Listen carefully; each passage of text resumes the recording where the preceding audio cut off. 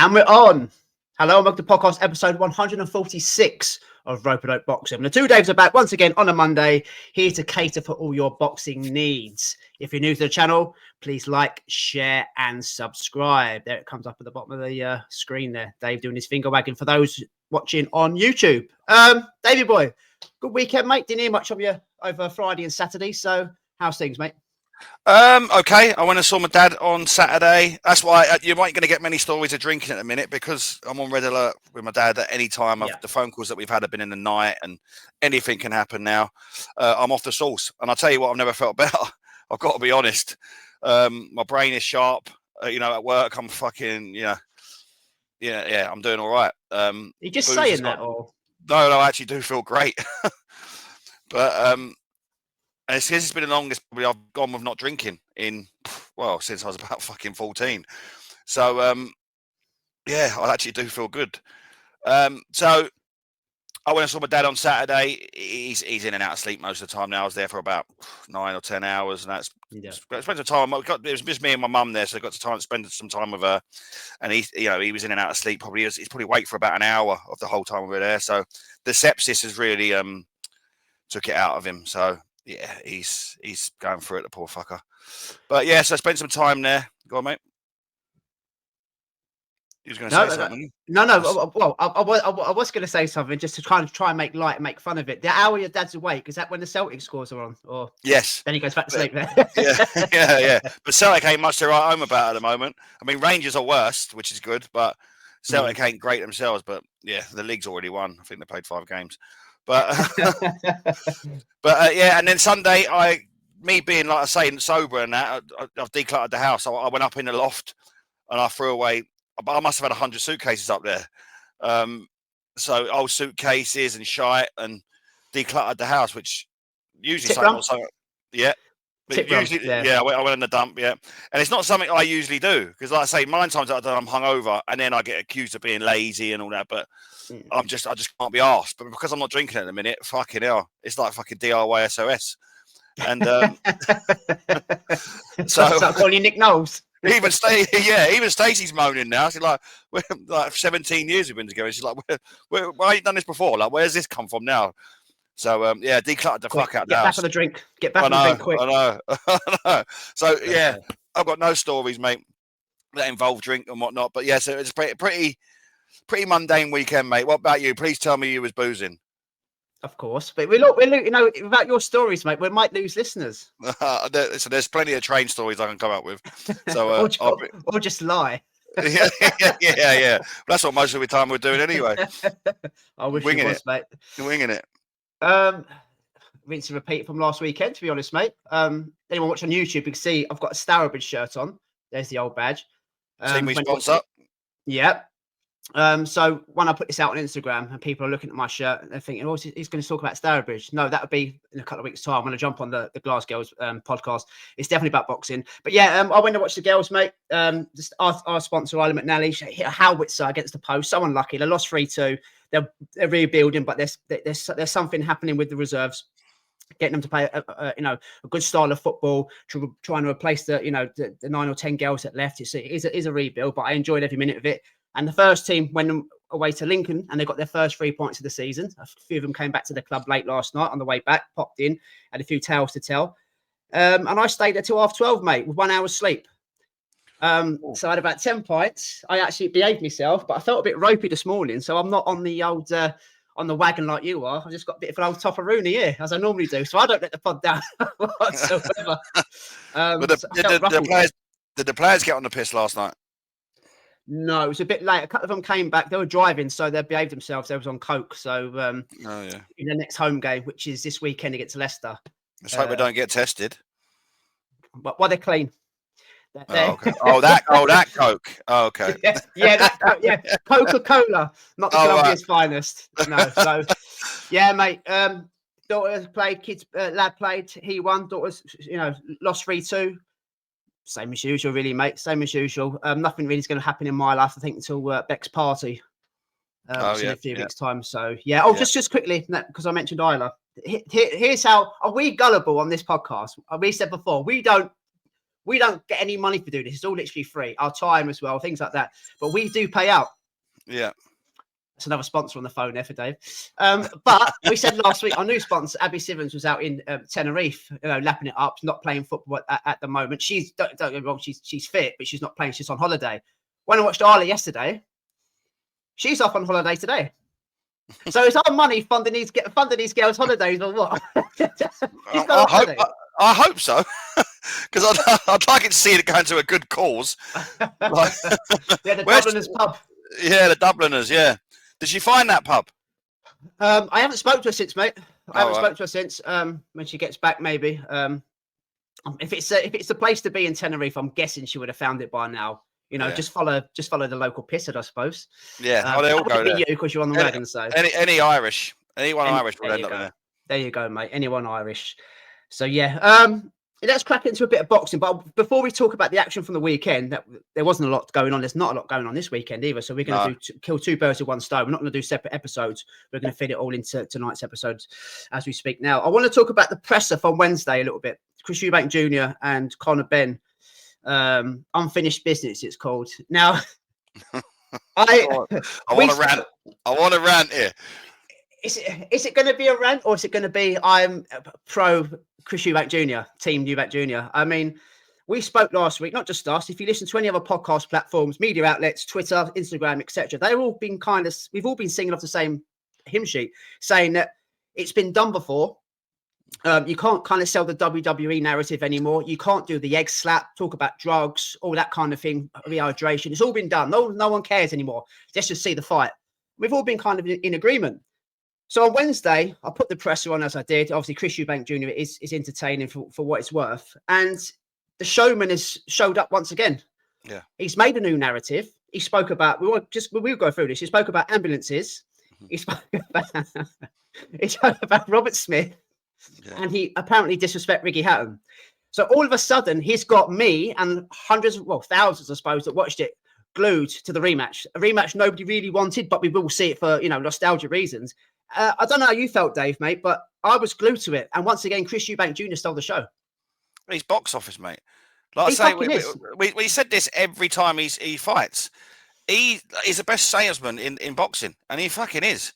Like, just when we thought that he couldn't drum up any more interest, he has, and everyone talks about him, and everyone's got something to say, controversial or not. People have got their views on whether he should have let Eddie Hearn speak about Ricky Hatton, but I'm on the fence with that. Listen, if you'd said it to me, I would have stopped dead because Ricky Hatton's my hero, and I would have wanted we'll get that. To that. We'll get to that. We'll leave that bit until last, right? Because that's a bit that knocks me a little bit. We'll get to that bit until last, right? Let's start with the ambulance story. Yeah. Now, most boxing fans would have seen it. He accused Matchroom. When he made a claim that Matchroom stopped the ambulance from leaving Tottenham Hotspur Stadium in the last fight. He was sick for 20 minutes. He was on a gas and air, and they couldn't get out for some reason. Now, he's made that claim. Eddie Hearn straight away has been rattled. It didn't take him long to jump in. And he actually says, when Chris Eubank Jr. says to him, if you notice, Dave, he says, why do you want me to admit it? Is it because you're going to go to your little lawyers and get me sued? And Eddie actually says, not at all. You're talking about the wrong man. He's talking about Frank Warren, obviously. But now we know there's legal proceedings going forward with Matchroom. So he obviously did rattle Eddie. But the point is, Dave, this ambulance story we've never heard before. No. It came out on Wednesday. If it's true, right, on a serious note, if it is true, it needs investigating because he went to hospital for a reason. He was in overnight. He was severely dehydrated. I mean, if somebody was stopping the gates from being open, I mean, you've been to Tottenham Hotspur Stadium. It's a multi-million-pound, probably billion-pound stadium with the arts, state-of-the-art security cameras, systems, etc. You've only got to have an eye at the cameras. As soon as it's easy as that. Have a look, see if the ambulance is trying to get out, who's blocking it, what's not being opened.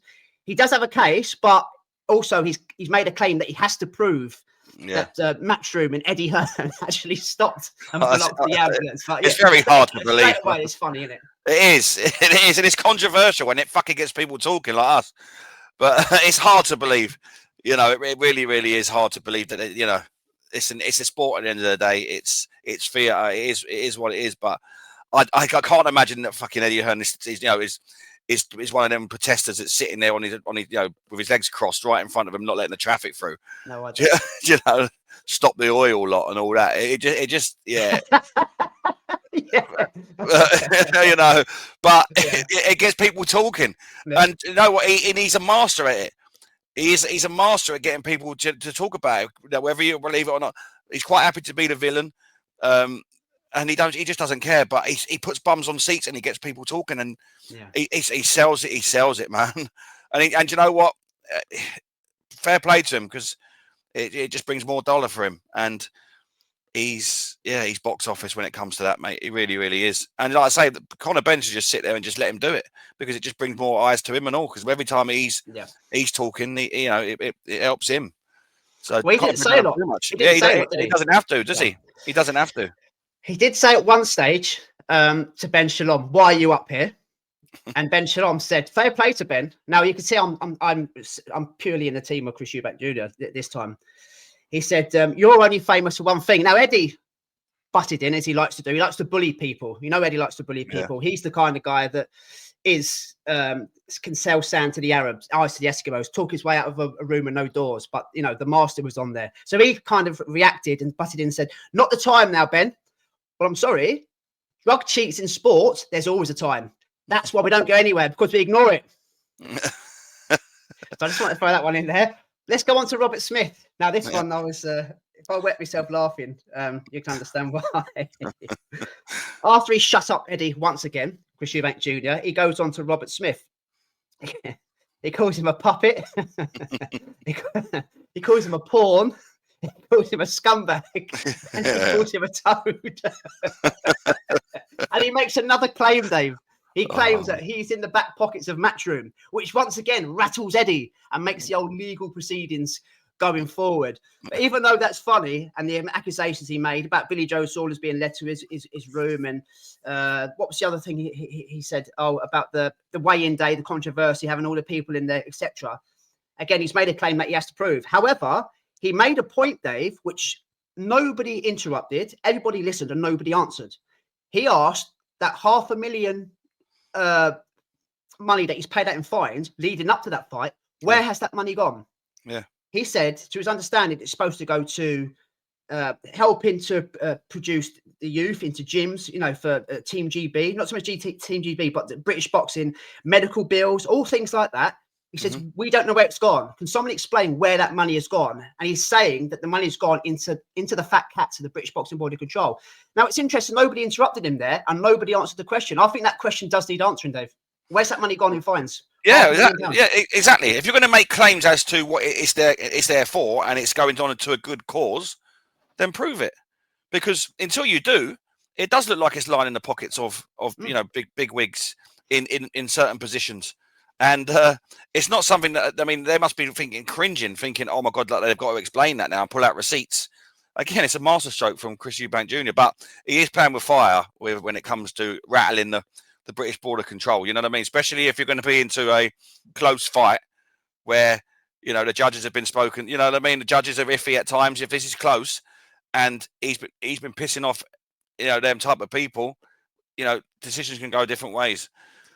So yeah, it's that you know, that's, I mean, I can understand the Eddie Hearn bit and bits and pieces and rattling in, but I would stay clear of the boxing board of control, British boxing board of control, if you can. Not that he gives a shit, because he's just gone straight after him. But yeah, I mean, his questions are valid, but I think you've got to be very, very careful when you're going after governing bodies. Because when you need something from them, or you're going to get, you know, there's a chance you can get shafted, and you know, these little planting seeds of doubt in people's minds, and you know, going after them and lighting them up and asking for receipts could go against you in the long run. He's asking questions other people are scared to answer. That's why I kind of he's asking the right questions, and I'm curious to know where it goes. Where's it going? It's a lot of money. Yeah, because if you're gonna make claims that it's going to good causes, then prove it. Yeah, that's what you got to do. Receipts. Yeah, exactly. And if you haven't got nothing to hide, then it's an easy thing to do. Yeah.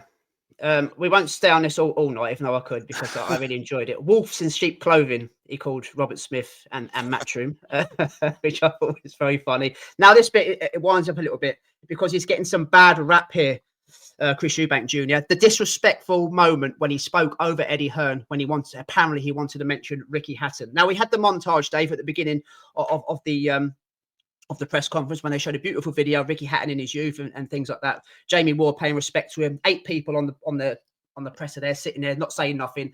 Appreciated it. 15 minutes in to that presser, Eddie Hearn had been feeding the troll, as I'm going to call it. He was engaging with Eubank Jr.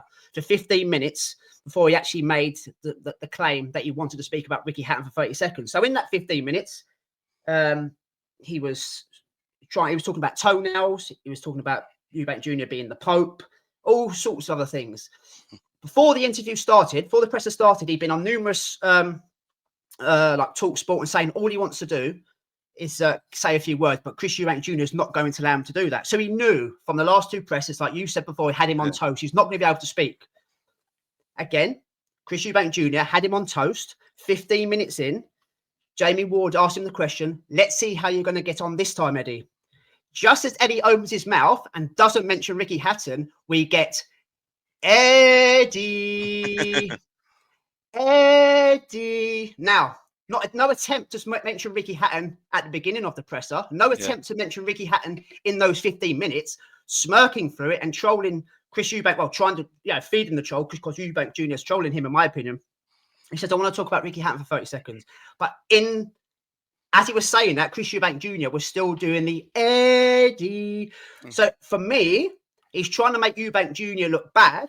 And that's the reaction Eubank Jr.'s got from social media saying that he's disrespectful. Now, after that, Eddie Hearn carries on interrupting or trying to interrupt, but with no attempt to talk about Ricky Hatton again. Yeah. You've got 8 people on that, I'll call it a panel, on the presser, and not one of them, right? Not one of them attempted to talk about Ricky Hatton. This is why I might be going over the top with this, but not one of them attempted because they respected the montage, and also they spoke about Ricky Hatton in different interviews.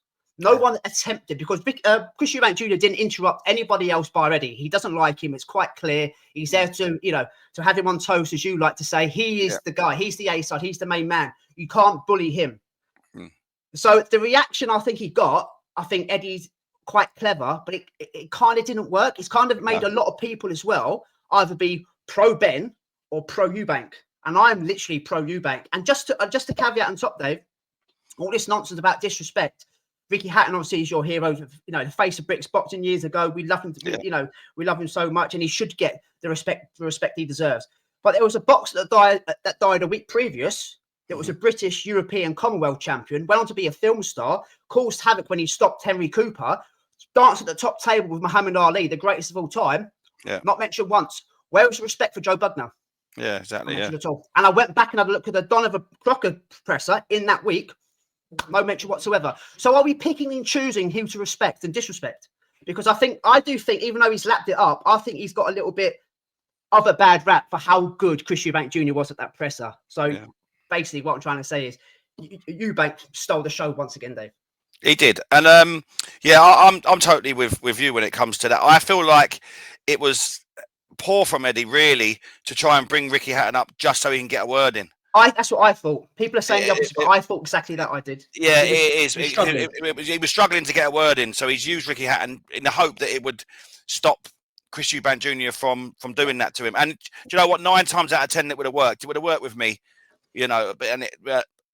I've seen Chris Eubank Jr. speak after, and he was very respectful of Ricky Hatton and said very lovely words, and like as you should. And I think it has backfired a little bit on Eddie Hearn. I think it was a bit of a dick move, really, because that was the only way he could really get a chance to speak there. And like you said, he's sort of thrown it in while they're both sort of talking. So it's not like, why not do it at the beginning?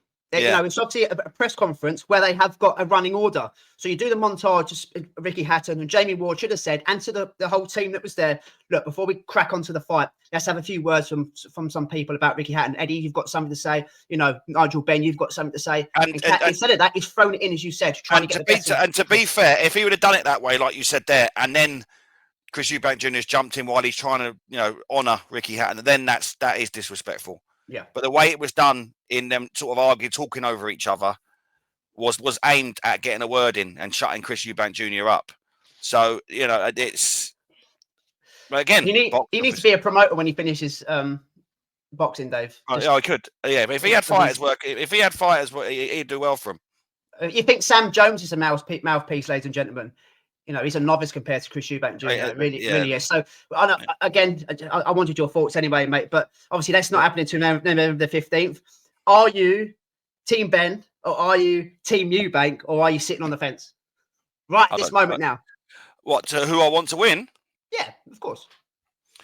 I am Team Eubank. Yeah. So we said about him in the past, but for good reasons, about losing pens and things like that. And just quickly, guys, Bomac, I'm so chuffed that he's back in his corner. We obviously know what happened with the Liam Smith rematch, but I've got my views on that, where Liam Smith was in his career. But just a question to end this, Dave: how has he got back in the serious question? How has he got back in the country? I thought if you were in prison for firearms offences, honestly, how is he? What's happened there? Is there some sort of loophole? It's a 5-year sentence in the UK and a year for every bullet. But I don't know how that loophole is. But I've got a little bit with that. Obviously, Chris Eubank Jr. does pick the flavour of the month. When it comes to training. And he does. But I've always sort of said this. I don't get it, having all these different trainers, because Eubank Jr. is going to fight the same way anyway, because you can't implement your ideas and create a fighter and mould a fighter into the way you want within one fight. Now, I know he's had him before with Liam Smith, but a relationship with a trainer takes time, takes years of work. There's little things you can change, but at 34 or whatever Chris Eubank Jr. is, Bomac's not going to come in and turn 36. 36 now, I think, isn't he? Oh, is he? Yeah. But Bomac's not going to come in and change him. He's not dealing with a Terence Crawford who could switch it and all that. Chris Eubank Jr. is a good fighter. He's not a great boxer, but it's great to have that experience in your corner. But Chris Eubank Jr. is going to fight the same way anyway for me, and he always has. Do you think he's brought him in, Dave, because that 12 minutes, 12 rounds, the 36 minutes took a lot out of him? Do you think he's brought him in to change something up rapidly so he can get rid of Ben quicker? Because of the dehydration, because he was struggling. I don't think he's going to outbox Ben though. He's not been the best boxer. He's going to have to outfight, because Conor Benn. Yeah, something. Get rid of him earlier. Try and get rid of him early, because those 12 rounds, those 36 minutes. You've got to be careful. It all depends on this dehydration. I think that was a massive factor. It was, but it fell off. Yeah, but it's about managing the fight. Yeah, it's about managing the fight and being able to keep up the pace. If he comes out early and doesn't take him out, then it's going to be a long, hard fight. So, the trainers thing's always bugged me with him, because he basically trains himself, as you know. You can't polish a turd, Conor Benn said. One of his. Yeah. He didn't say a lot, but that's what he did. Well, it's very easy to say after you lost to the fella, but exactly. Oh, he also done. I thought of you when he said this about the open top bus tour. Obviously, he lost to Chris Eubank Jr. and he's acting like Edgar Berlanga. That's another point he kind of threw in, because he kind of was. I'm sure you mentioned it not so long after he was in the States having photographs. He was acting like he won. Yeah. Oh, he was. Yeah, he was. He might as well give him the IBO belt and send him round to Brighton, play to the nightclubs. But mate, I'm looking forward to it. I'm absolutely looking. He sold it to me. This is what he does, and do you know what he does as well?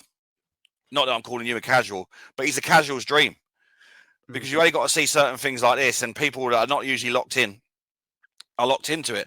Like I say, it was a stadium full of casuals the first time. Yeah, as I mentioned on there, and he sells to the casuals, and the casuals is the ones that fill the stadiums, that pay the bills. It's not people like us who moan at like absolutely everything. Like, he's a casual's dream. God bless Chris Eubank Jr. He'll be missed. When he does hang up his gloves, he'll be missed. But to be fair, he's a good fighter, and he always has. And do you know what? Say what you want about him, he's dedicated. And he puts everything in the ring, and he does everything. He goes out on his shield. But he is more known for press conferences and being controversial than he is for his fights. Yeah. Like I say, you could talk about more about his press conferences than you can about his fights, and he's been in some good fights. But his press conferences are box office. Now, if you're going to pay pay-per-view for him, you pay pay-per-view for that. Yeah, nailed it. That's exactly what you do. Every press conference is different as well. He's not as if like he's a run of the mill sort of everyone. There's always something, and that's what done it this time. He come up with a different story, and it got me hooked. And he'll run with that story all the way through now. Yeah, that ambulance thing. He'll probably come into the ring in an ambulance. Remember, George Groves done a top bus. I wouldn't be surprised if an ambulance comes down the ring walk. It's covered, isn't it? Brilliant. Yeah. and then Chris Eubank Senior gets out the back of the ambulance. It's set. The WWE set. It's gonna be, mate. Now you've said that, I can see it happening. That's brilliant. To the Casualty theme tune.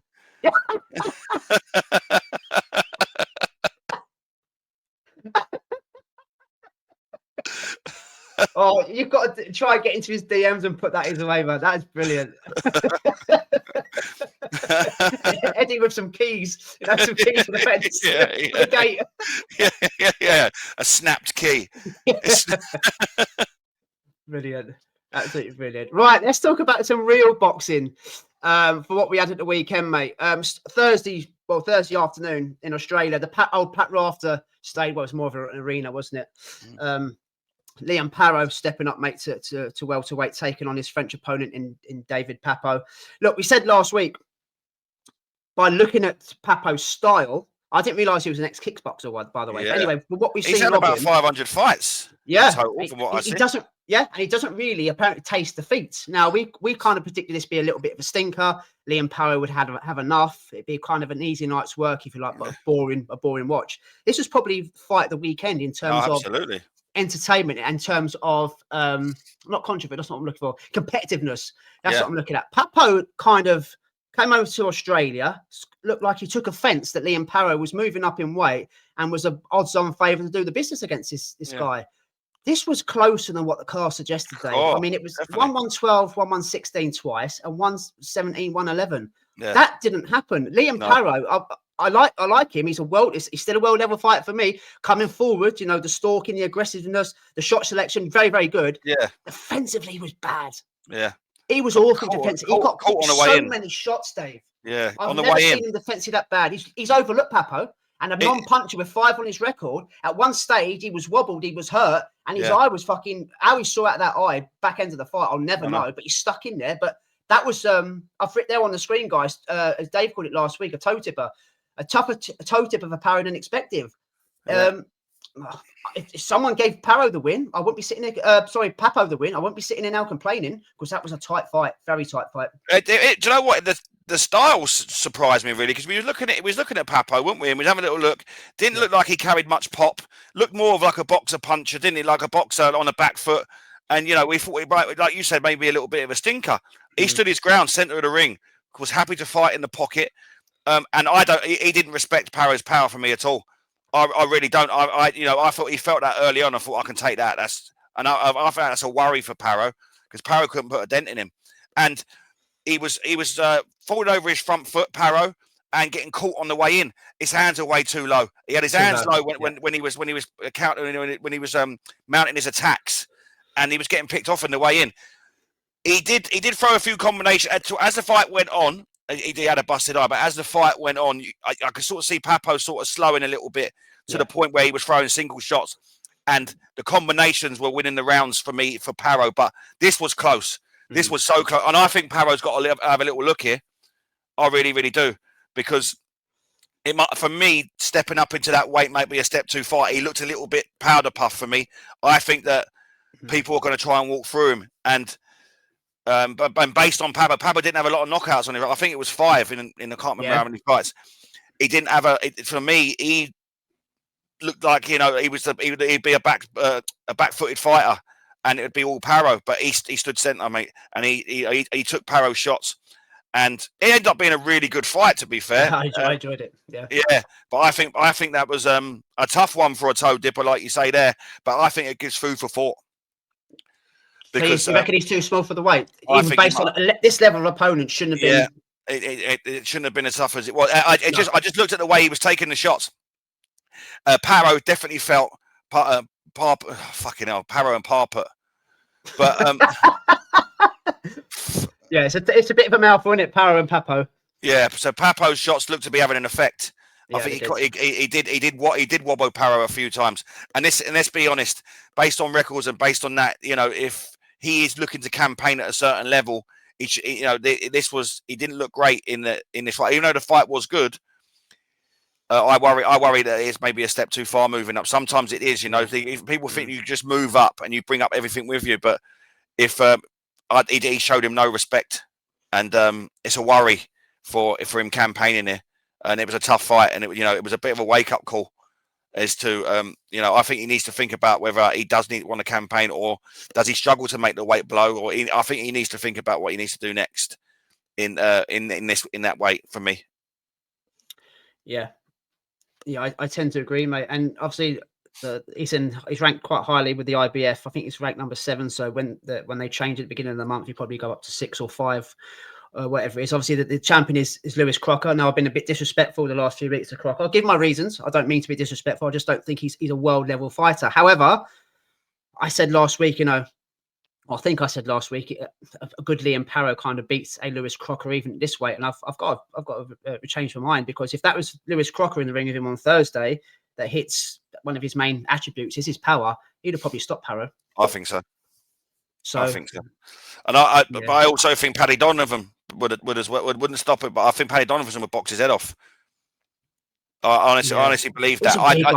It's a weird one. He is, but you know what? He is a weird one, and I think his boxing's underrated. Like he does put a good combinations together. Mate, I think it's great going forwards. Yeah. I'll do what he did. He said the combinations. Don't get me wrong, Papo wasn't getting troubled by the shots, but there was a lot of accuracy there. There's a lot of clean and effective work. Yeah. It's his defense. His defense was awful on Thursday. He was attacking. He was mounting his attacks with his hands too low, so he was throwing shots from the waist, and he was just being caught straight through the center. Yeah. He was easy to hit, and he didn't. It took him too long to try and work that out.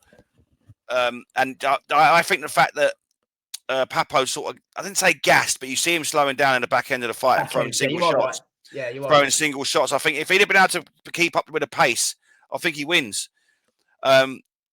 And like I say, the guys in and around that division, like I say, I mentioned Paddy Donovan there, does the rounds well. Paddy Donovan, I think Paddy Donovan's too accurate for Paro based on that. Based on the performance that we've seen there, I do feel that Paro's maybe a bit too small. I felt that. I felt that the power from Papo was a factor, and I do think it made Paro think. Well, like you see the shots having an effect. Whereas when Paro was throwing shots, yes, he was throwing nice combinations, but Papo was eating them up, and he was eating them up, and I think that gave him confidence to pour forward, which he did. And it's a concern for me, really. Listen, he may well stay at that weight, but I think if he goes in, he could get found out. He could get stopped by a better quality of opponent. Yeah, I agree, mate. I agree. Let's see what's next for him. I doubt he fights again this year. Probably see him back in the new year in 2026. But good luck to him all the same. Right, Oscar Collazo, Saturday night, mate. In Oscar's casino. By the way, the comment you made last week about Oscar being upstairs in the casino in the fishnets, I didn't see him downstairs on Saturday night. Did you? No. Where was he? He was in the casino in his fishnets. That's the first thing that entered my head. I couldn't see him. He's normally in the ring, isn't he, with his fighters? But no sign of Oscar. So maybe he was onto something there, mate. He was too busy doing a clapback Thursday. Which he's brought back, which is brilliant this week, by the way. Slating Dana White and Canelo as he does. Keep him up, Oscar. Really, really enjoy them. But let's talk about his minimum weight fight. Oscar Collazo, unified champion, down 105 pounds, took on Jayson Vaysons, coming all the way over from the Philippines, getting his world title shot. I've written on the screen there, guys, strange stoppage to end Vayson's world title dream. And I think it was a strange stoppage. I don't think we obviously can break down the fight for what it's worth, mate. It was over in the 7th round by a strange stoppage. He got knocked down in the 1st round. Yeah, like a flash knockdown to the back of the head, wasn't hurt. And I thought, I was watching this live at work. Obviously, I'm talking about Vayson got knocked down. I thought, this ain't gonna last. This is ridiculous matchmaking. This came back into it. Don't get me wrong, he had his moments, but Oscar Collazo was doing enough to win the round. I think it was the 4th or 5th, Dave. He landed a body shot to Collazo. Yeah, and it's the first time. Yeah, in that first time in that fight, I saw Collazo take a step back, and he was trying to hold. I thought, is this a little blueprint here? Yeah, body shot doesn't like him. Kind of poked him a little bit. Then he started to break Vayson down. Yeah. And I'll leave the stoppage to you, Dave, because although he was breaking him down and having his way, Vayson didn't look to be hurt, stunned, vacant. He was throwing back. And then all of a sudden, the ref had a look at the corner, mate. And what happened? The corner throwing a towel in. I will say this. Vayson ended up being, when we were laughing at his name, Jayson Vaysons, and he turned out to be better than we sort of expected. I think he did have a good go, and like you said, he had his moments. There was the accuracy from Collazo was there to see, and the quality was there. So Vayson was throwing shots, but the quality wasn't as good, and the accuracy wasn't as good, and so there was differences in quality, because I've seen people going Vayson won. I see on behave. He was winning and all this sort of stuff. No way. Not a chance. No.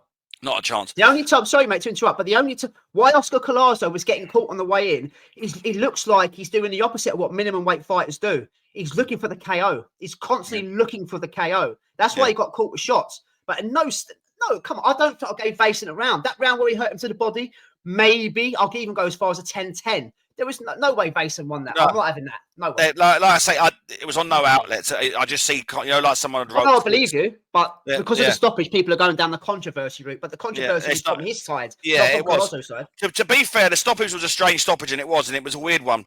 But I do feel that that Collazo was about to go through the gears at that point, and the writing was on the wall. So I can only put it down to the corner made me look to thought, live to fight another day scenario. That's the only way I can put it, because it was a weird stoppage, because he was on the ropes, but he was firing back, and then all of a sudden the referees took a little look behind him, seen a towel, it must have been a towel, and sort of stopped the fight. But even Collazo looked and thought, what's going on here?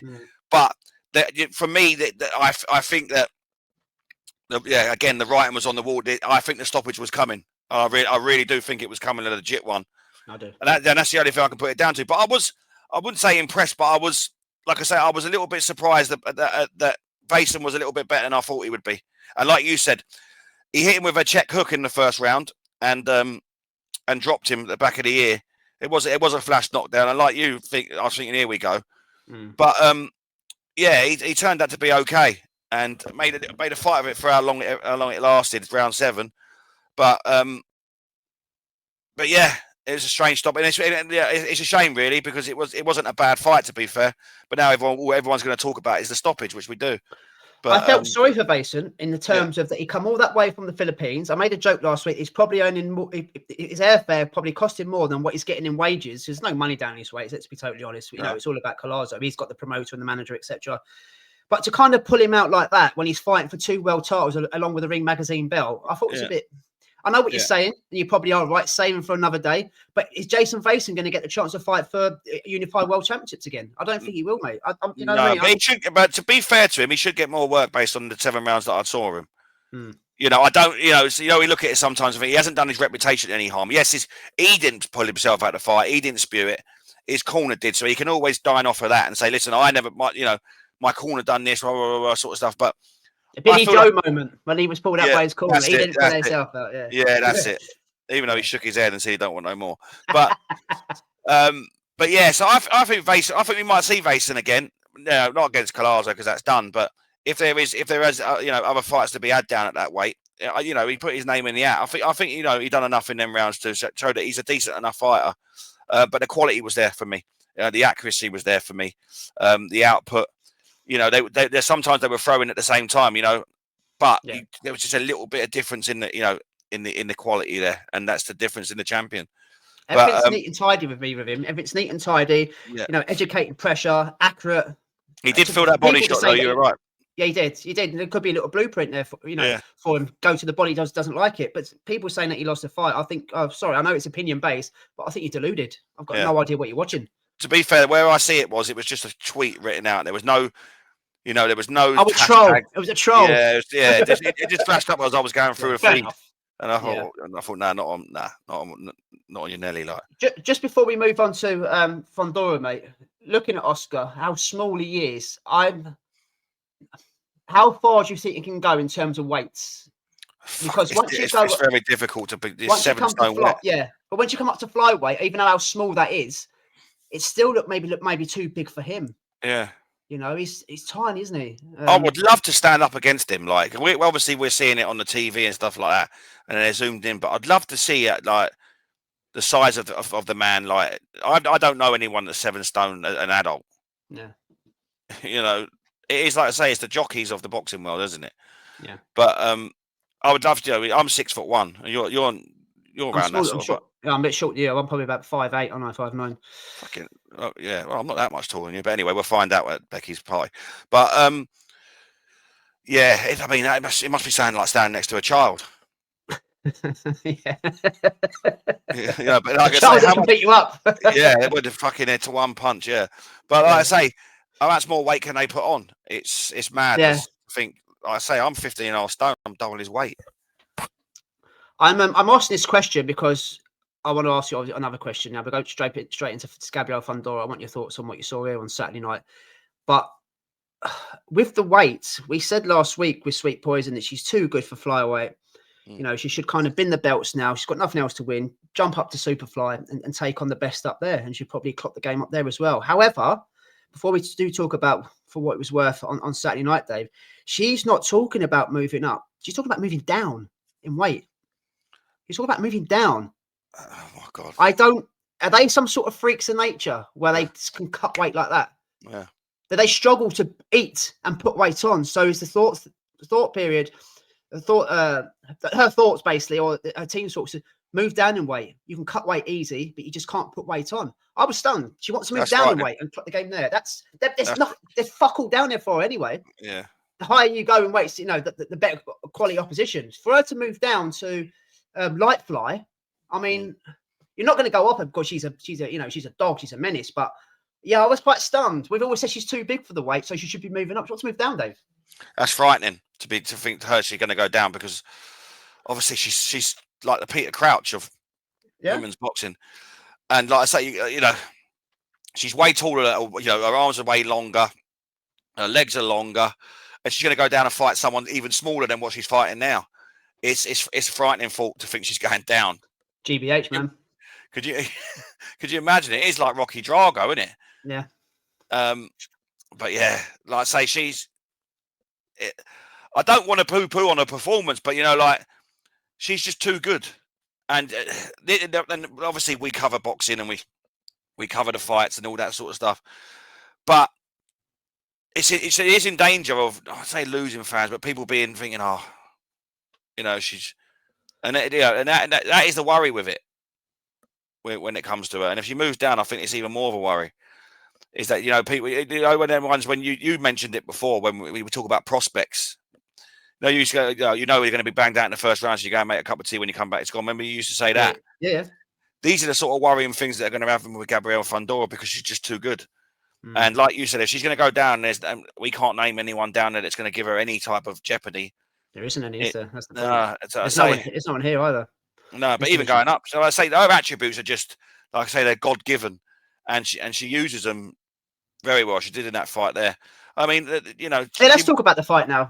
I've said there. Sorry, mate. Maggie was too tough for her own good. Obviously, we referred to Alexis Kubici last week as Maggie Thatcher. She calls herself the Iron Lady. She just used a defense with her chin. Right stoppage for me, Dave. I mean, to be fair, she did try. And listen, and that's all you can ask. She gave it a good go, but there's the qualities there.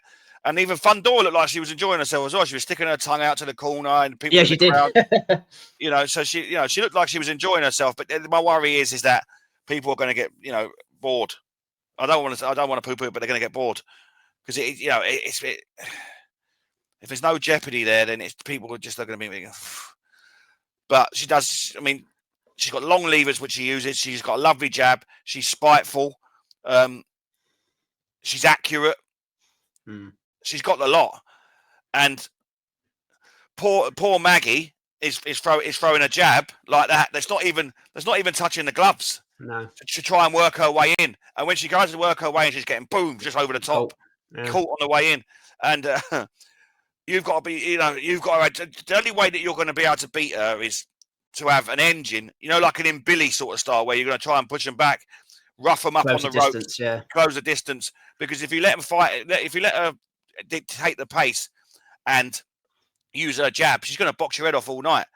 But you've got to get in close, and it's an impossible task, because she'll tie you up when you do try and get in close, move you around, because she's the bigger girl. And then the minute that you give that little bit of distance, bang, she's in. So it's a difficult one, but yeah, fair play to Maggie Thatcher. She did she did try. She really did try. And but yeah, there's too much quality there. You know, I it's the gap's too much. There is. I felt a little bit guilty after we done that last week's podcast, mate, because I didn't realise one of our friends of the show and one of our personal friends now, Jasmina Sapatochna, actually went out to Canada last month to be sparring partner for Maggie. So, and I was kind of dogged her to, Maggie to an extent, saying that she's not on this level, she's got no chance. And I kind of feel guilty now because obviously Jazz has gone over there and trying to give her some rounds and experience, if you like, and how to beat a taller, rangy fighter, and it hasn't worked out. So, did you get sparring stories? No, unfortunately, no. But the unwritten rule that no one talks about, that everyone talks about, sparring stories. You shouldn't mention what happens in sparring. Well, to be fair to her, until you're fighting someone and they go, "Oh, yeah, I knocked him out in sparring." We can find out some stories. She said next time she's in London, this wasn't a recent conversation. This was back after when she won the European title, when we had her on here. She said she would meet us for a coffee if we were all in London at the same time. So those stories may come out then. Yeah. But we can't mention them on here. No, we can't. We're very loyal when it comes to Yaz. But I felt a bit guilty for dogging old Maggie after. Now I'm finding out that Jazz went out there for a month to try and improve her game. But yeah, it is what it is. As you said, mate, I don't think there's anybody to beat her. For her to go down to light fly is a waste of time. But if the body can't put weight on, if it struggles to put weight on, which is odd, then what is she going to do? They're both the same, though, aren't they? They are like the old school bean poles, and they really are. And he doesn't struggle to make weight, the brother, does he, Sebastian? No. He makes it. You look at him, you think, how? Yeah. How do you make weight so well, so easy? And obviously, Hamza's very similar in terms of his height in that, but he's had to move up to 168 because he can't do 160 anymore. Yeah, but he's got to be genetics and genes. It is genetics. It is. But Hamza fills out, though, doesn't he? The Fundoras don't seem to be filling out. They just seem to be getting taller. Yeah. But for what it was worth, it was good to see old Sweet Poison back in action on Saturday night. Only 23 as well. That's scary. Frightening. Scary. We'll be doing this podcast in our 50s, and she'll still be early 30s. You're welcome. Yeah, I want her to move up in weight because she needs to feel the power of Tia Ayton. So after 2 fights, Tia Ayton will have to be on stilts.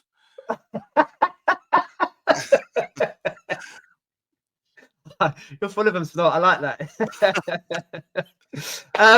Let's wrap off, round off the fights at the weekend, mate. Tiara Brown out in Houston, Texas, excuse me, defending a WBC featherweight title for the first time since she beat Sky Nicholson. He's on an OTX promotions card on DAZN. This was clash at the same time as, unfortunately, as the Oscar Collazo fight, so I went and watched it Sunday morning. Lost the first round, had a bollocking, and then 2.0 boxed away to victory against another limited opponent in Emma Gongora. Just quickly, on that ring, my front room's bigger than that. Yeah. It's tiny. Yeah, I know. Joe, I don't know. They make the sizes of the ring different to suit different fighters, don't they? If it's the A side usually gets to pick, didn't they? She was going for the knockout right back end of round 10. I think those rings are designed to have phone box fights for action. Do you know what I mean? So you can't runners that can't get out the way, kind of thing. Cut the ring off, etc. But yeah, Tiara Brown, mate. What did you make of it? Again, I just thought it was very, very easy. I've got to be honest. I'm not overly impressed with her. Oh, go on. What didn't you like? I think she's very slow, and I feel like she's cumbersome in what she does. I feel like she won the fight, no? Oh, she won the fight easily. Listen, there's still levels to this, but I think she's very stuck in the mud, and I think she's very one-dimensional. It all seems to be all in slow motion. It's almost it doesn't flow for me the way that she throws shots. Now listen, like we said, there's levels and stuff, and to me, she is a level. She's a world champion in her own right, and fair play, but I don't see anything like razzmatazz with her. It's all very rigid for me, and it's almost like she was following her around the ring, and it's the straight 1-2, and it's just, and it's. I'm not overly impressed with her. I think you found it boring. You found it boring. Let's be honest. That's what you're saying. You found the fight boring, didn't you? Yeah, I wasn't excited. I wasn't excited. Listen, I just find fight. I just find it. I find it slow, cumbersome. It's almost like she's like a heavyweight at times, or the way she moves her feet and throws shots. You know, it just always. I know she's going for the knockout, and great, she sort of is. But I felt like that she was wearing wellies in the mud in some of the things that she'd done. She won. Yeah, for me, she won more or less. Yeah, she lost the first round. She's saying that she was downloading. Oh, okay. But yeah, from then on, she went on to win the fight quite easily. But I wasn't overly like enthusiastic about it. I thought it was an okay win. I see.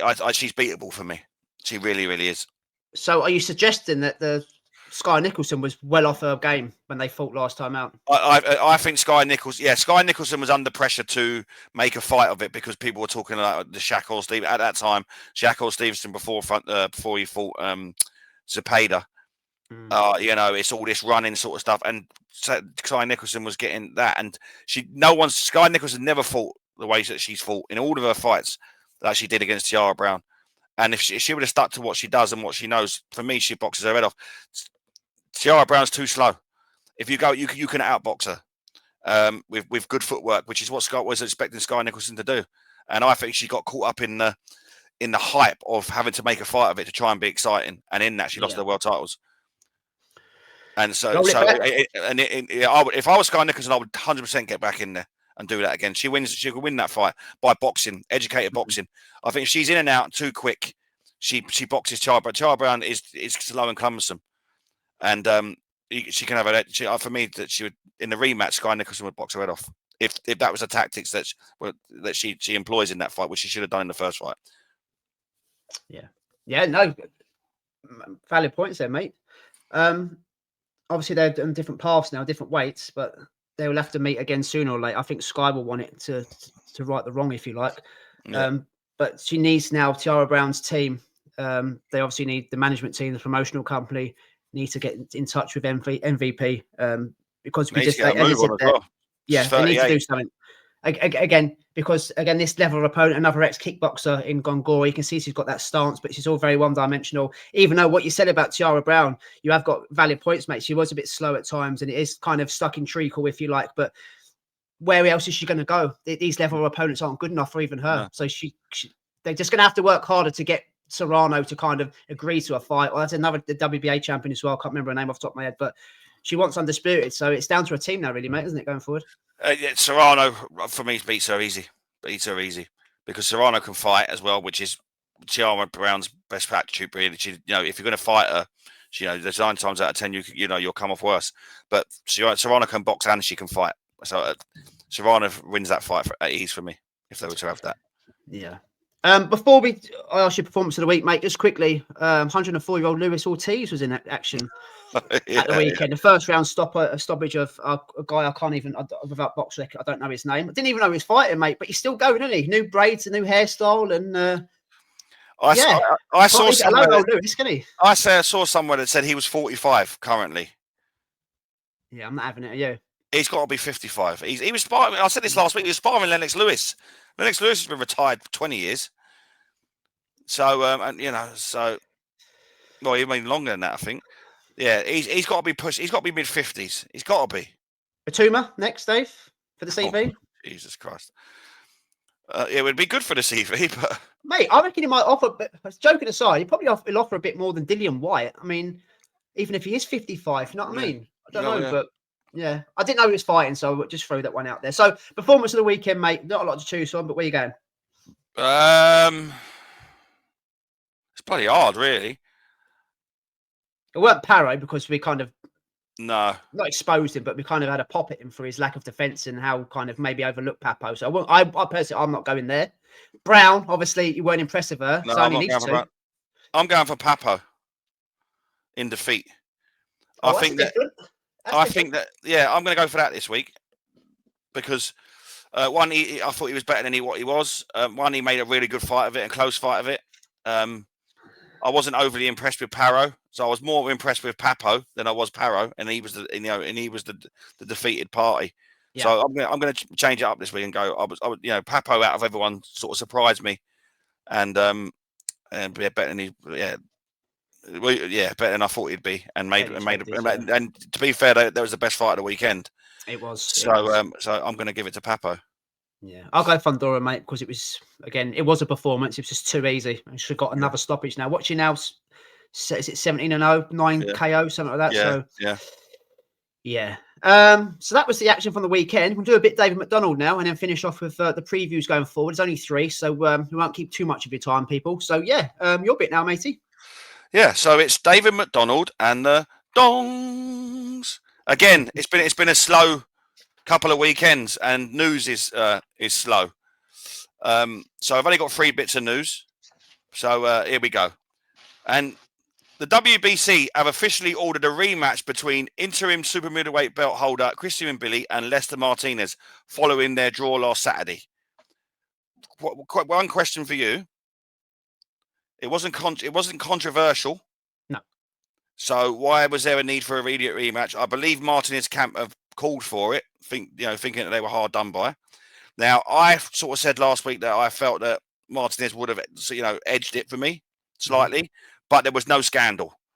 So the need for the WBC to call an immediate rematch, I find strange.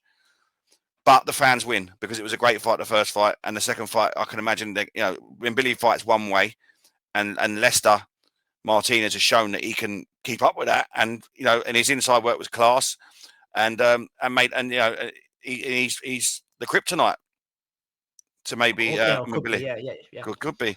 So, but I don't see the scandal to it. Obviously, immediate rematches. We've seen scandal before. Froch Groves won when the stoppage was a little bit early, made Froch Groves 2 great. Taylor Catchell. There was times when immediate rematches were needed. I don't think this is it, but again, we win because we get a great fight again. Thoughts? Yeah, I think what we said last week, mate. Where do both people go? Where does Lester Martinez and Mbilli go? Neither are getting a Terence Crawford fight. Obviously, Terence Crawford now can do what he wants. There's a lot of talk about having a rematch with Canelo for what it's worth. So those belts are held up. It's for an interim belt, getting nowhere near Terence or Canelo. I know Canelo's obviously been made number 1 contender already. We know why, off the back of a loss. So that we know why, because of the 3%. But that's a conversation for another day. And also, it's such a good fight. So maybe for once, the old Snake Solomon's doing something correct. If you want, it was a good fight. I'm the same as you. I don't believe there was any controversy. It could have gone either way for whatever what you're looking for. And they've got nowhere else to go, mate. There is other places to go. Don't get me wrong. You could talk about your Pacheco's and your Caleb Plants, all these sorts of fights. But then you've got to get back. You've got to get promoters working with promoters. And as we said last week, mate, even though Uncle Turkey's brought them together, they're still not working together. That's why Jai's fighting rubbish next month or whatever it is. So that's the only way I can put it down to, mate. Nowhere else for him to go. And it was such a great fight. We're going to get it again. And if we get another great fight, we could see a rubber match, mate. So I've got no problem with this whatsoever. Actually, I'm looking forward to it once again. Oh, I am as well. I thought it was a great fight, and like I say, you want to see if Mbilli can get stopped this time. That's what you're looking forward to, or want to see, aren't you? For what I can take from it. Yeah, I've always wanted to see what it would like when Mbilli was pushed back, and it's the first time that I've seen Mbilli in trouble. And been up against someone, been in with someone who can throw back, who allowed himself to go on the ropes, but when he was on the ropes, was catching Mbilli on the way in. Usually, you're getting bludgeons on the ropes. So I was really impressed with Martinez, and Bomax in his corner as well. But Bomax in the corner for probably his career, or a lot of it. So you can implement ideas. You can't do that in a 12-week, 10-week camp or whatever it is. You can implement some, but you can't, mold a fighter. And this is because Eubank Jr.'s problem. Moving on, this is a good bit of news. I dig it in. I like this. Announced the Ring 5 Night of the Samurai. So it's headlined by Nia Inoue versus Alan Picasso. We've got our thoughts on that fight, but Alan Picasso, I believe, took step aside money to get the MJ fight, which is great. But listen to the people on this card. So you got Nia Inoue versus Alan Picasso. I'm not going to go through all the opponents. Junta Nakatani's on here. Kenshiro Taraji's on there. Ryoto Satsuma and Hayato Satsuma, who faces Jazza Dickens for his world title. Yeah. Some names on there. That's going to be an amazing card. I'm looking forward to that. We've talked about Japan the last few years, being great and having headliners and fights and all this sort of stuff going on. We're big for the old Japan, and so is every other boxing fan that we do this with. But they've got them all in on a Saudi card, all on the one card. And for me, it's going to be fucking great. That's going to be a great card. That is, you're getting. You know what you're getting with these fighters, and I'm really, really looking forward to that. And it's 2 days after Christmas, which so we'll be. I'll be back on the sauce by then, I'm sure. So, fully into the Christmas spirit. Just got Christmas out of the way. Boxing Day's a naughty one. You could roll this card into a further. Usually the 27th, you've had enough of boozing.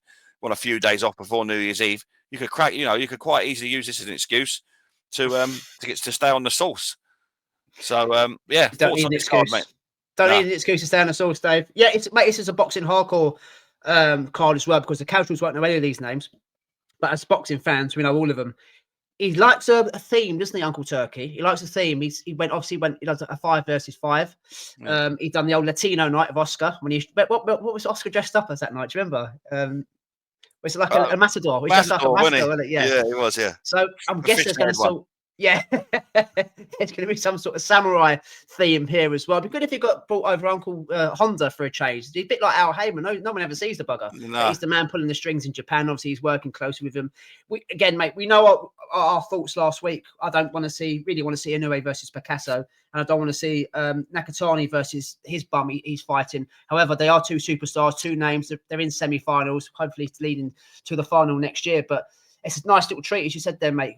Nice bit of boxing in Saudi by the Japanese for our viewing pleasure. Guaranteed knockouts, 100%. So, yeah, fair play. Fair play as well for Uncle Turkey to kind of bring it to Saudi as well in terms of getting eyes on it, trying to get eyes on the Japanese scene, because they're all 9 times out of 10 that they are the smaller weights, and they do get kind of ignored, if you like. But some of the best fights, guys, me and Dave have been doing this 2 years now. Some of the best fights you get are in Japan. Yeah, they are. They are rock 'em, sock 'em, on the edge of your sofa, bring it on. And I think it's going to be a really good night of world-class boxing. Well, entertainment-wise as well. I don't kind of count the opponents, Inoue and Nakatani, as being world-class fighters, but there will be some blood and guts. So I can guarantee you that, mate. Yeah, it will, mate. I'm really looking forward to that. I really, really am. And a fair play to Jazza Dickens as well. He's been in and around the scene for a long time, and again, he puts his heart and soul into everything. And that's a big card for him to be on. So, I'm pleased for him. And, Jazz's Indian summer now, isn't it? It is, yeah. And like I say, obviously the Satsumis, Hayato and Ryato, they look to be the next Japanese stars to be coming through. Everyone's talking about them, Yeah. And Jazz and Dickens is, even though he's the champion, he's the B-side in this. And, I wouldn't put anything past him, That's that new belt, isn't it? That IBA belt. Yeah. Is that new one? Yeah. Isn't it? That's not really recognised as of yet, but no. Either so, yeah. Good luck to him, mate. You're right. He's on a massive platform. Probably never thought he'd be on an Uncle Turkey card. His career was coming to an end, or he's at the back end of his career. And he's 2.0 Indian summers alike. Fair play to him. Good luck to him. Get him weighed in. Unfortunately, he's going to probably have to spend a Christmas away from his family, but he's doing this for his family, isn't he? So fair play to Jazza. He paid well for it. So yeah, fair play to him. He's, like I say, he's been in and around. He seems like a nice guy. All the interviews and that you see from him. So yeah, wish him the best of luck. So yeah, looking forward to that.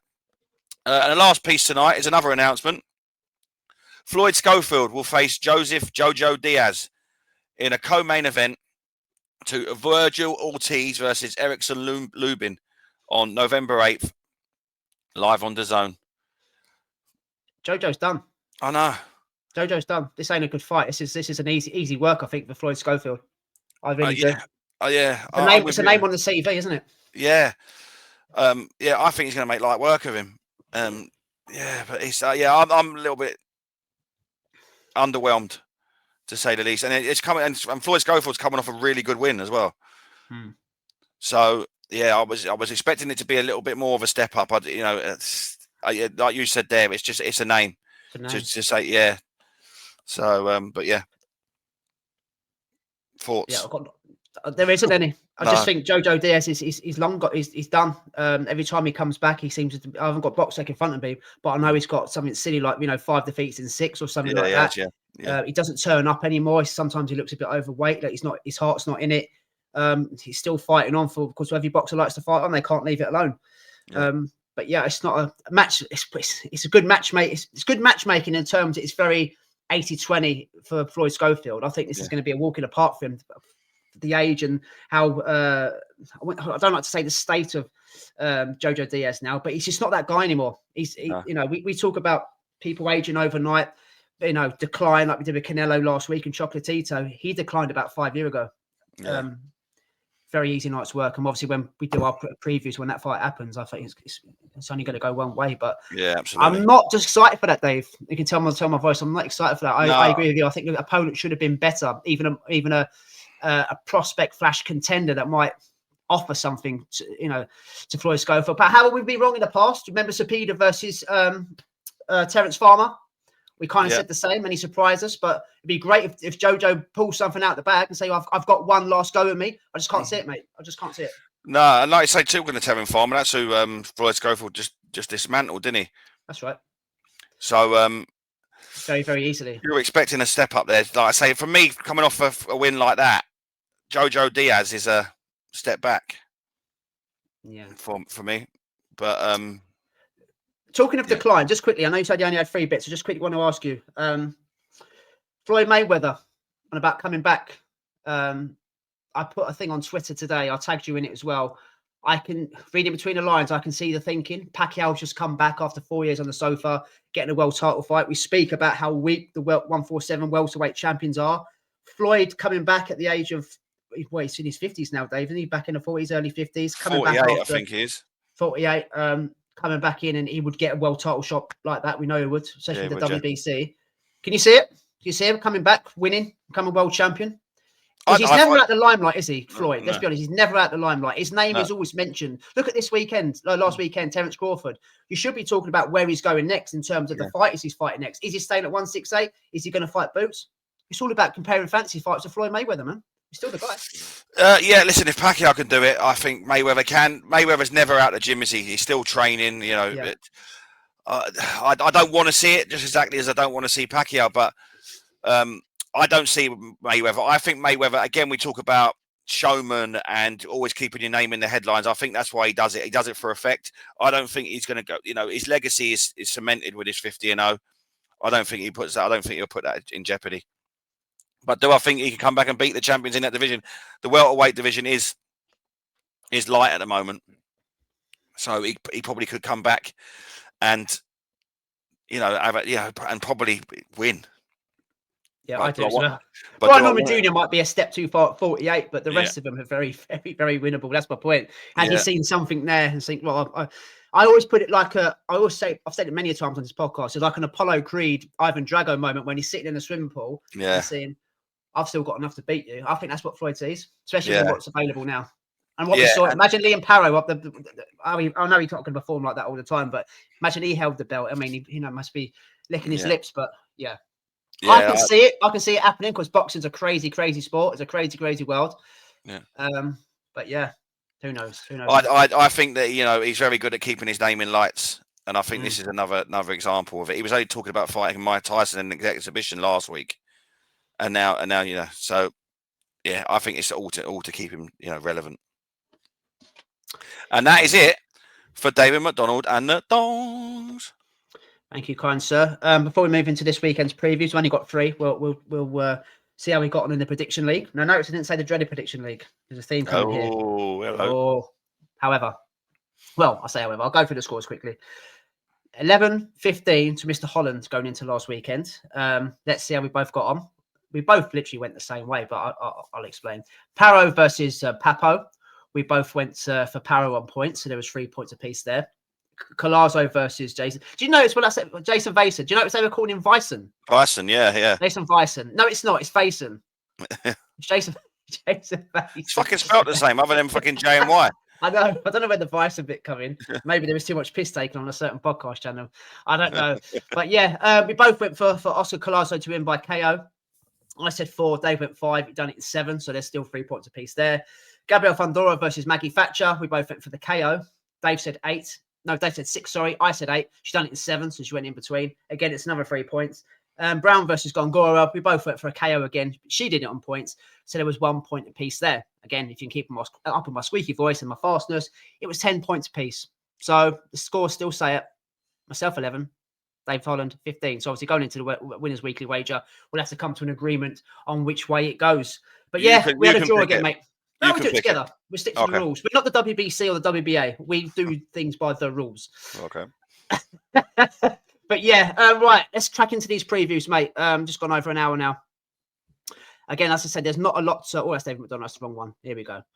We'll start off in Sheffield. There's fuck all going on, but there is something for us to talk about. GBM card on the zone. Not a lot happening here, by the way. I think Shaquille Thompson and Reece Mould are on this card, but they're fighting TBAs. So a bit strange going into fight week that the majority of the card, they don't know who they're fighting. But the main event is Ben Crocker versus Sean McComb. Not too familiar with Crocker, to be honest. No. I had done a bit of digging. He is the IBF European champion. He fights against Sean McComb. We know a lot about Sean McComb. Dave was very vocal back last year when he lost against Arnold Barboza Jr. A lot of the boxing community felt that Sean McComb done more than enough to win. Didn't get that rematch, and obviously Barboza went on to fight Jack Catchell and he became a world champion. Did he? Yeah, he was world champion, wasn't he, Barboza? Was he world champion? Yeah, he was. But he's upgraded, wasn't he? Yes. And lost to Teofimo. Yes. That's right. Yeah. Yeah. I had to track back. Anyway, these two guys are fighting on the weekend. I know more about McComb, got to be honest, Dave. Had a little nosy at Ben Crocker. Yeah. It doesn't scream great fight to me. This is either it's got a kind of amateur point scoring vibe to it, or it could be a very boring game of European chess. See what I've done there? Not world chess, European chess. But yeah, it's something to get our teeth stuck into. Both amateurs, good amateurs, medals, things like that. But none of them are really punchers. Now, again, you'll probably be screaming at your podcast platform saying, well, you said that last week about Papo and you said it about other fighters in the past. Yes, we have.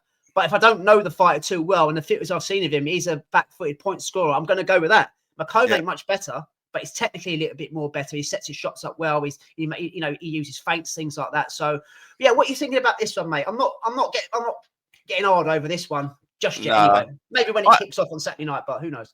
Like I say, I was a big advocate for Combe getting a rematch against Barboza, and it irked me. It irked me a little bit because it was one of the biggest robberies of all time. We've seen some right, but it is. It's like we can't even say it was like one of the robberies of the year. It was. It was so bad. Immediate rematches. You said, yeah, exactly. This didn't happen. Yeah, and it's outrageous because let's be fair. Had the right man won, Sean McComb's not fighting Ben Crocker tonight on Saturday night. It's just like it's a funny old game. Your trajectory, he'd have been that would have been a massive scalp, and he would have got work off. Whether he'd have gone on to be world champion, you don't know. It's ifs and buts, but he would have got work off the back of that win, and so it's a shame for him really that he's he has gone off the boil, not off the boil a little bit, but after since then. You don't see too much of him, and he's out against Ben Crocker. I'm with you. I don't know too much about him.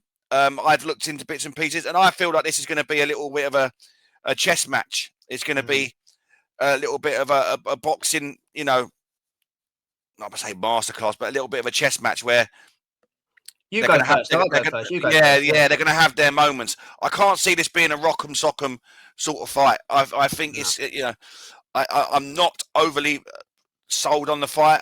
I think it's going to be an okay fight. But yeah, it's one of them. It's a slow weekend, isn't it? It's a hard one to write home about this one. I don't see a stoppage here. I just see you're struggling, aren't you, like me? Yeah, I see a lot of point scoring. Like you say there, they're both amateurs. They both do the fundamentals well, and it will be. I can see it being a point scorer. Yeah, and I don't see fireworks here, which is a shame. I'm going to go straight in. I'm going to go for Sean McComb on points. Yeah, and me. Let's hope they prove us wrong. I can see exactly what you said there. I can see that as well. Yeah. Sorry for the listeners there, because but it's a slow week this week, so it's a difficult one. It'd be interesting to see what other boxing podcast platforms say about this fight as well. I can't think they'd be waxing lyrical about two guys who are going to be in fight of the year. Let's be talking. I don't disrespect them. That's just their styles. Yeah. you know, they're when they do punch, they're kind of counter punches. It's all about the IQ rather than, you know, rock 'em, sock 'em, and blood and guts. That's just how they fight. I don't think these stars are gonna gel. Hopefully they do. We've been proved wrong before, but I'm going the same way, mate, because I know a bit more and I've seen more of Sean McComb, and he's fought at a higher level. I'm going to have to give him the nod, mate. So, and to be fair, that performance he put in against Arnold Boza was a great performance, a great boxing performance as well. Yep. And if he boxes like that, he boxes and he wins this fight easily. It's just difficult. You know, he might have had the wind taken out of his sail from then, because, you know, it's the highest of highs and lowest of lows, isn't it? I mean, that was a great opportunity, and for me, he took it with both hands, and he never got the just rewards. His life could have been different. His career could have been different. He may not be the same after that. You know what I mean? The wind could have been taken out of his sails, so you don't know what type of fight he's going to be after something like that happens to you, because you know, chances are he'll never get an opportunity like that again. Yeah. So it's a difficult one, but yeah, I can see this being a bit of a okay fight. I hope I'm wrong. I hope it is a fight where they stand in the centre of the ring and let it all out. But what I've seen of Sean McComb before, he's not that type of fighter. No, he's not. So but yeah, we shall see. Hopefully it is a barn burner. Yeah, prove us wrong, guys. Prove us wrong. Now, the girls don't normally let us down for the simple reason they don't have the time to do it. You know, 10-2s, they got to go hell for leather. Tysie Gallagher is the champion here, guys. The British and Commonwealth super bantamweight champion. Never spoke about her on this podcast before. Haven't seen too much of her work. I have watched a lot of Tysie Gallagher, however, because when we've obviously done other episodes, she's been on undercards and there's been other more important fights, no disrespect to talk about, but she's co-main here. So the Crocker versus McComb fight. Very popular girl. Luton girl, diagnosed with ADHD when she was 11, single mother at a young age. She's got a backstory of her own, but she's a very good fighter. Very good fighter.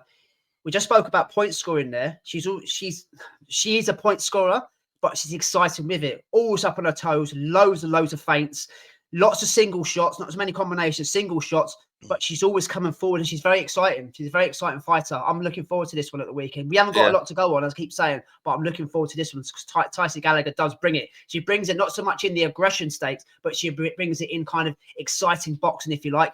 Ellie Helliwell, know nothing about her, guys. Got to be totally honest. The only common thing they've got, only thing they've got in common is they both beat Stevie Levy, who's a kind of a genuine name around the British scene. But I'm looking forward to this. Tysie Gallagher, mate, she brings a few fans of her. She's always on Izzy Aziz's GBM card, so she's a kind of a fan favourite. And I can see her doing the business here, mate. I can't see a stoppage. I've got to be totally honest. She's not that type of girl. But Ellie Helliwell will be, she'll be up for it. She's obviously had a training camp of her own. It's a British and Commonwealth belt she'll be after, so she's definitely going to bring it. But I think we might have a very competitive fight here. And just before you come on about Tysie Gallagher, mate, this fight, I don't know which way you're going, to be honest, so I'm putting words in your mouth. This, to me, is going to go one way in terms of building a narrative with Molly McCann fighting at this weight and trying to do something like we spoke about last week, winning a certain version of the belt and going so far. Same division. Tysie Gallagher could be on a Matchroom show or whatever show, earning a few quid. But I know I'm jumping the gun a little bit because I saw what weight division she's in. But yeah, Tysie Gallagher, mate. Before you obviously, if you want to throw Molly McCann, you don't have to.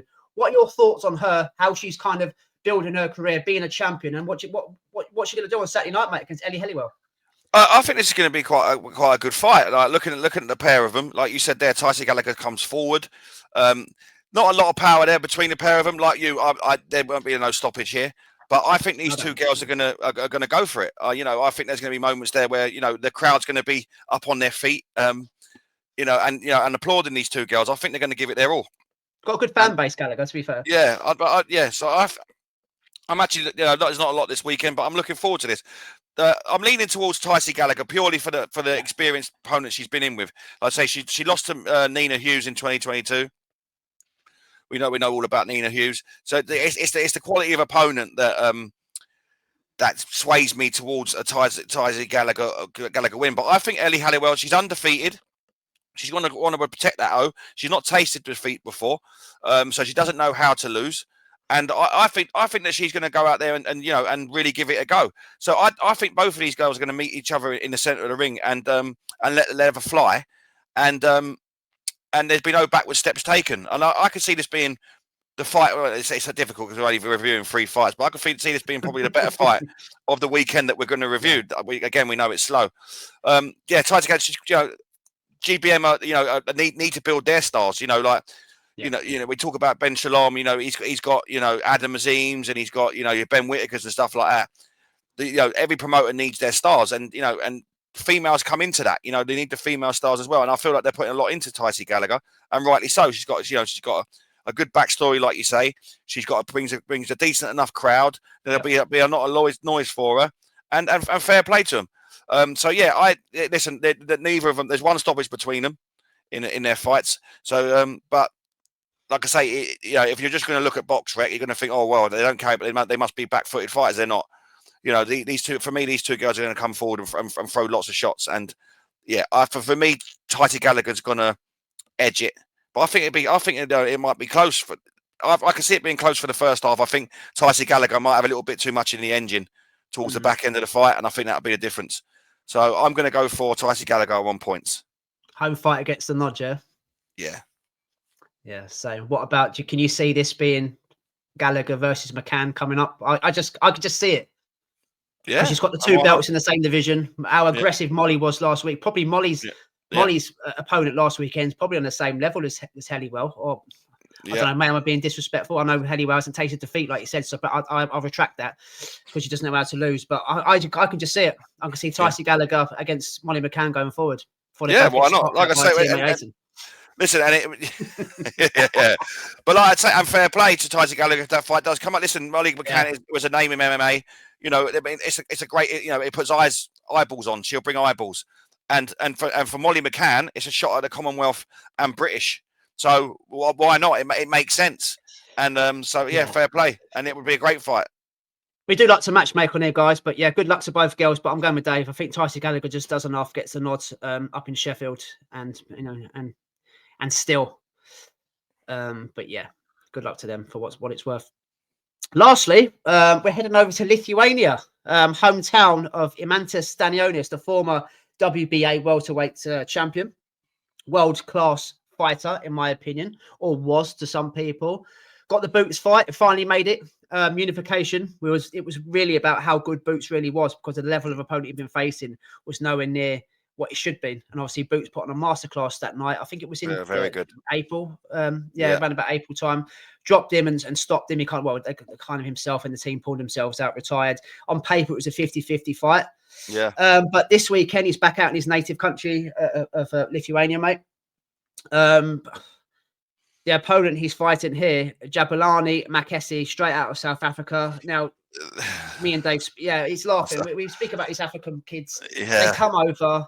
This is nothing to do with fucking being disrespectful or racism, nothing like that at all. They come over, they're power punchers. They just look to knock you out.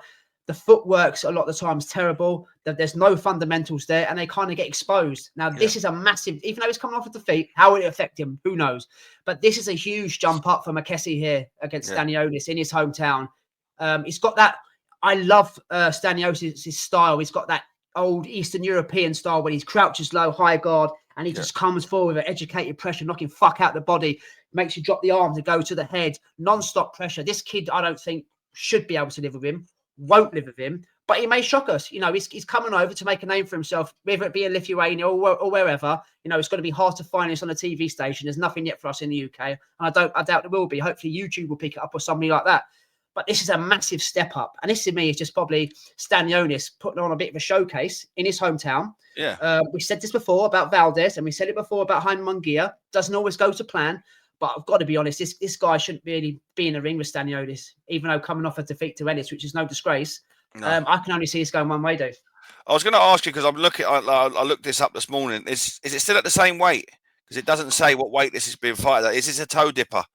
And I've got no idea. I'm assuming it's still at welterweight. There's been nothing in the reports that saying he's moving up in weight, mate. So what is McKenzie? What's he been fighting at? Do you know by his box rec? His last couple of fights, what weights he's been at? Doesn't say. Welter. Welter. I'm guessing it is. I doubt he's coming over to Lithuania as a new weight to challenge Stanio. I'm just guessing off the top of my head. Let's assume it's welterweight, but go on, mate. Yeah, it's as well. But yeah, I'm with you, mate. As soon as I see these type of fighters, I look down their records, and the names suggest where they're from. If it's a Russian, you can see a lot of Russian names. Italians, that sort of thing. And this screams that for me. Like you nailed it when you said there that it's the fundamentals for me. Listen, they're hot. These guys tend to come over and they're hard as nails. They've got a head like a paving slab, and and they're good for a couple of rounds. But you see them throwing shots that they can't put shots together at all. Their footwork's awful. Their fundamentals are not there, and then it looks to be a padded record. That you look over there, you see, he's got 16 fights, he's got 8 knockouts. This guy, can cause jeopardy. But there's fundamentals and there's classes for a reason. And Stanionis is in that. Listen, he was outclassed by Boots, which is no shame. Boots is a world-class fighter, and he was very, very good that night. People did have it put it down to 50-50. It didn't turn out to be that way, and there's no shame in that. But what Boots has done to Stanionis is going to do to Mackenzie on Saturday, on whatever night it is. It's on at the weekend. Saturday night, I believe. Yeah.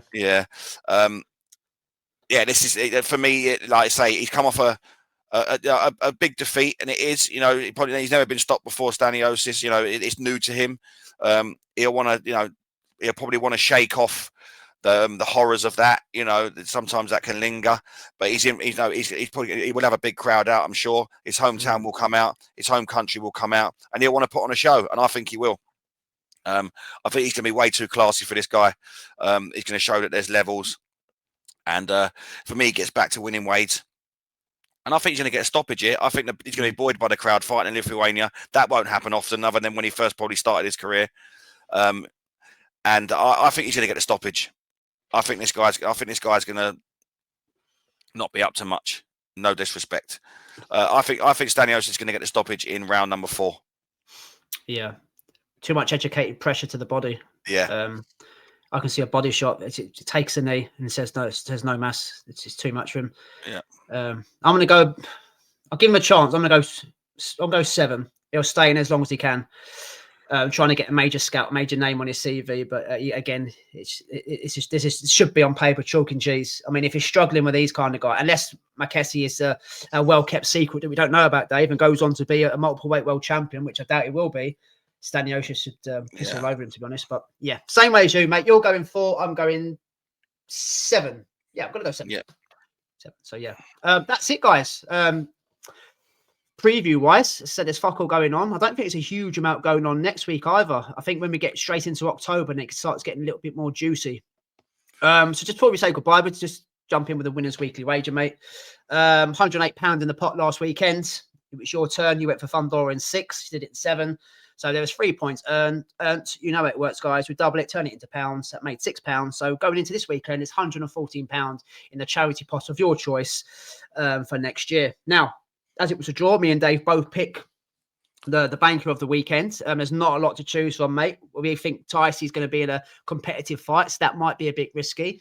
We've just waxed lyrical about Stanionis, and obviously Ben Crocker versus Sean McComb could be a bit of a stinker. So am I thinking what you're thinking, or are you thinking what Absolutely.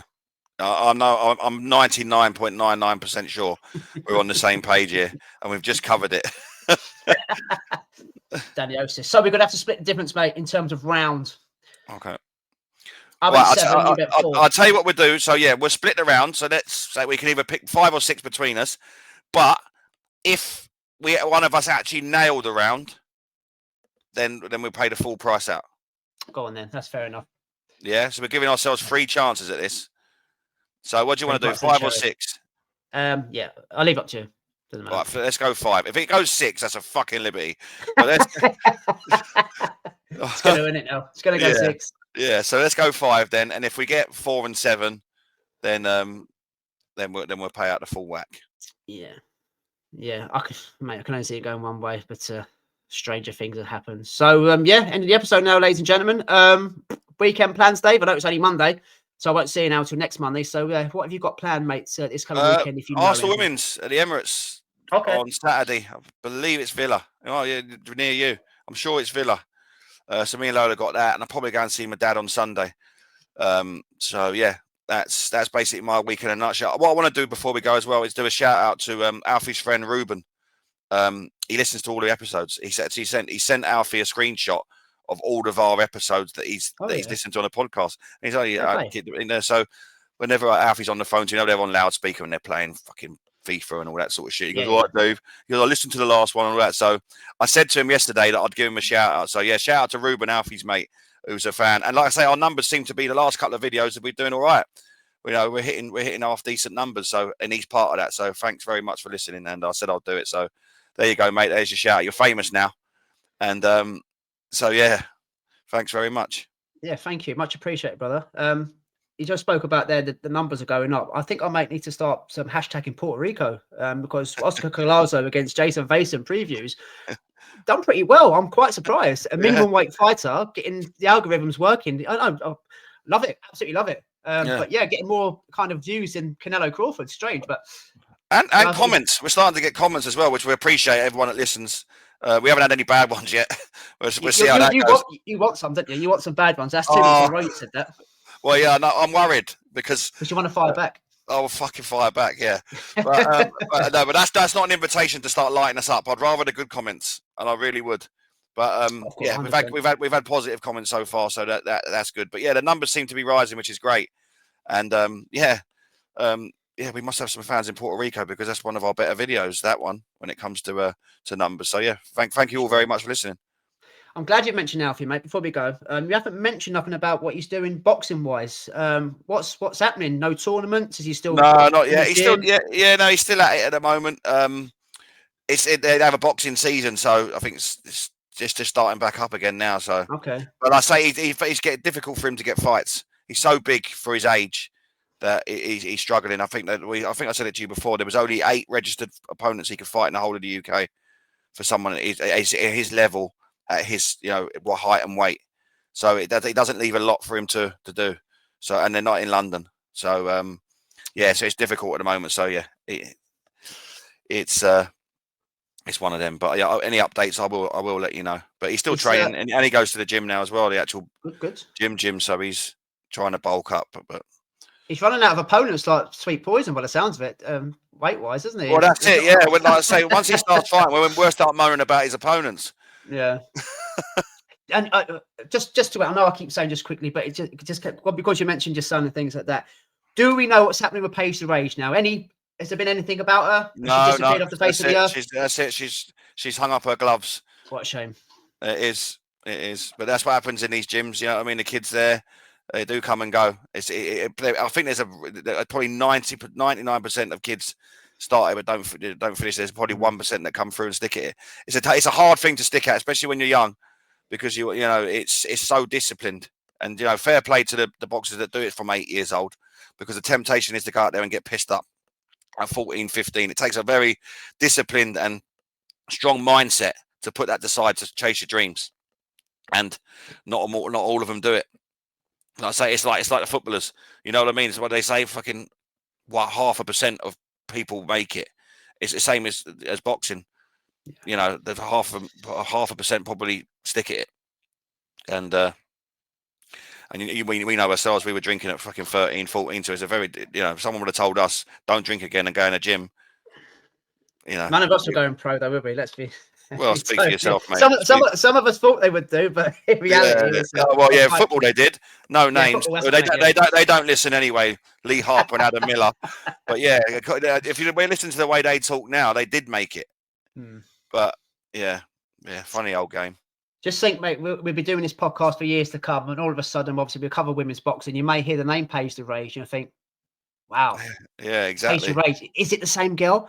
Look how big she's got now. Wow, she's stuck at a boxing career. So I just think it's a fantastic name. It was. That was the coaches that named her that. Brilliant. And then in her little amateur fights that she was having, that's the announcer was announcing it. Usually, like in amateurs, they don't have nicknames. You know what I mean? They just do their names, and there's not all the razzle-tazzle of ring walks and all stuff like that. But because it just rolled off the tongue, she was being announced as Paige the Rage, which is great.